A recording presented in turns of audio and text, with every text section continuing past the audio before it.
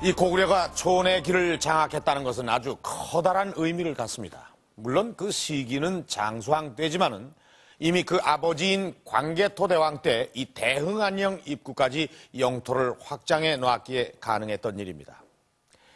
우리는 흔히 이 광개토대왕을 정복군주라고 말합니다. 그러나 그것은 광개토대왕에 대한 아주 단순한 평가에 불과합니다. 그의 진면목은 바로 여기에 있습니다.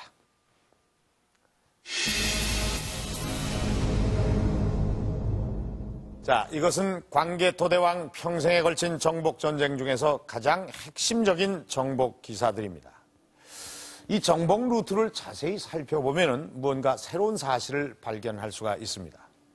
광개토대왕, 왜 이 지역들을 공격했을까요? 가장 먼저 광개토대왕은 이 거란족, 즉 유목민족을 정벌하게 되는데 이들로부터 고구려는 말과 소금을 얻었을 뿐만 아니라 이 전쟁을 승리한 후에는 유목민족과 다른 지역 간의 중개무역을 담당하게 됩니다. 그리고 그 후에 이 백제의 한강 유역을 공격하게 됩니다. 나아가서는 이 황해까지 장악하면서 백제, 신라 또는 일본이 자유롭게 중국을 왕래하는 것을 막았습니다. 그 결과 이 두 지역 간의 막대한 중개무역의 이익을 얻게 됩니다. 그리고 그 다음 광개토대왕은 이 동북 지역에 있는 말갈족을 정벌하게 되는데 이 지역으로부터는 이 짐승의 가죽이나 뿔들과 같은 특산물을 얻게 됩니다. 이것들은 모두 고구려의 주요 수출품이었습니다. 그런 다음에 이 광개토대왕은 이 후연을 공격하게 되는데 이로써 고구려는 이 지역, 즉 동북아시아 최대의 국제무역시장을 차지하게 된 것입니다. 이런 상황을 배경으로 장수왕은 지두를 정벌하고 초원의 길을 확보하게 된 것입니다. 자, 이제 이것이 어떻게 보이십니까?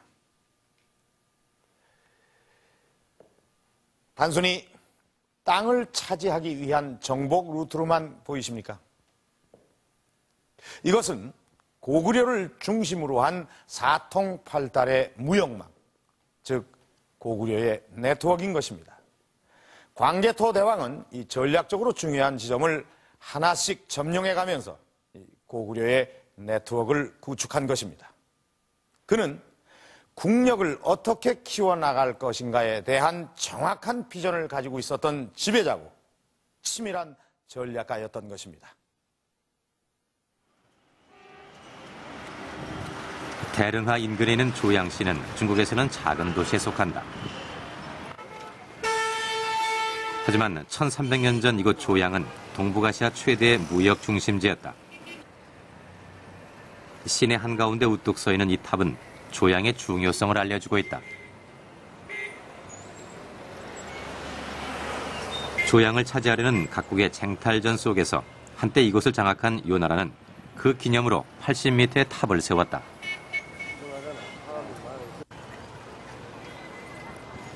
조양에는 동아시아 모든 국가가 참여하는 국제시장이 섰다. 중국 기록에 의하면 6세기 말경 그 국제시장은 바로 고구려가 차지하고 있었다. 당시 교역품은 어떤 것이었을까?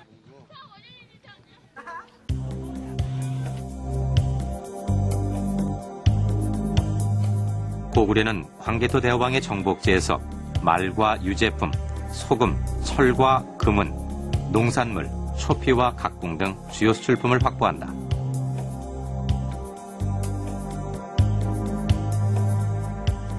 실제로 기록 속에서 이런 주요 수출품의 대규모 교역을 확인할 수 있다. 유목민족인 시류는 필요한 철의 대부분을 고구려에서 수입했다고 한다. 고구려의 교역은 해양을 통해서도 이루어졌는데 송나라에 말 800匹를 수출한 것이 대표적인 예다.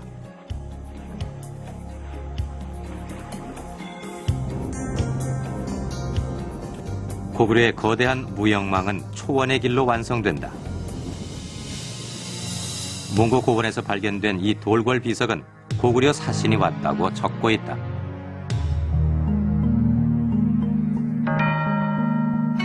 더 멀리 중앙아시아 사마르칸트에서 발견된 벽화에도 고구려 사신이 그려져 있다. 당시 고구려는 초원의 길을 통해 국제적인 교류를 하고 있었다.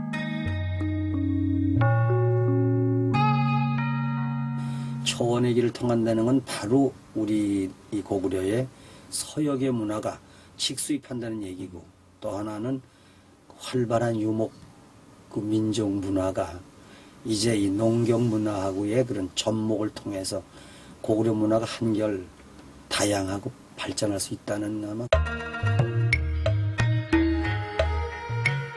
고구려인들이 직접 그린 고분 벽화는 당시 고구려의 사회 모습을 생생하게 전달해주고 있다.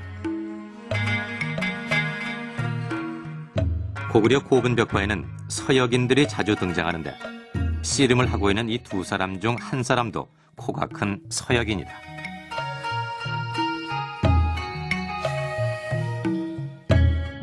말을 모는 심부름꾼에도 서역인이 보인다.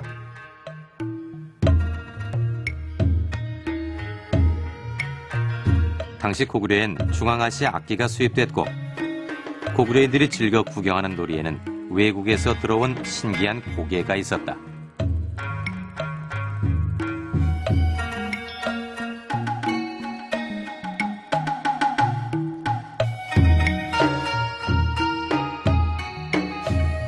오늘날의 서커스에 해당되는 다양한 고개가 주로 이제 페르시아에서 발전했었는데, 페르시아, 중앙아시아를 거쳐서 초원지대, 스텝을 거쳐서 고구려까지 들어왔다라고 볼 수가 있는 것이고, 그 외에 이제 악기라든가 고구려의 38가지 악기 중에서 상당수가 중앙아시아의 기원을 가진 것들이 있습니다. 오늘날의 일부는 러시아에서도 쓰이고 있는 것이 있는데 그것이 고구려 벽화에 보입니다. 그러니까 고구려가 국제적으로도 상당히 폭넓게 활동을 하면서 문화를 흡수했다. 그리고 그것을 고구려화시켰다라고 볼 수가 있는 것이죠.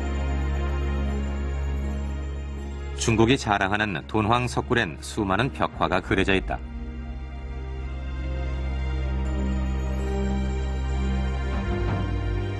그 중에 하나가 바로 이 수렵도다. 이 수렵도는 고구려의 영향을 받은 것이다. 이미 100년 전 고구려에는 그보다 훨씬 뛰어난 수렵도가 있었다.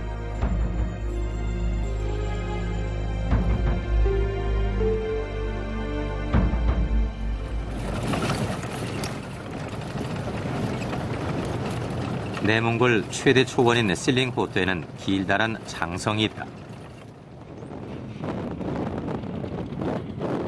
무려 1000km에 이르는 장성이다. 몽골족을 막기 위해 쌓았다 해서 징기스칸 변장이라고도 한다. 그런데 이 변장에 관한 흥미로운 기록이 있다. 1939년에 제작된 만주국 지도는 이 변장을 고려성, 즉 고구려의 성이라 표시하고 있다. 몽고 초원에 서 있는 장성을 왜 고구려 성이라 했을까?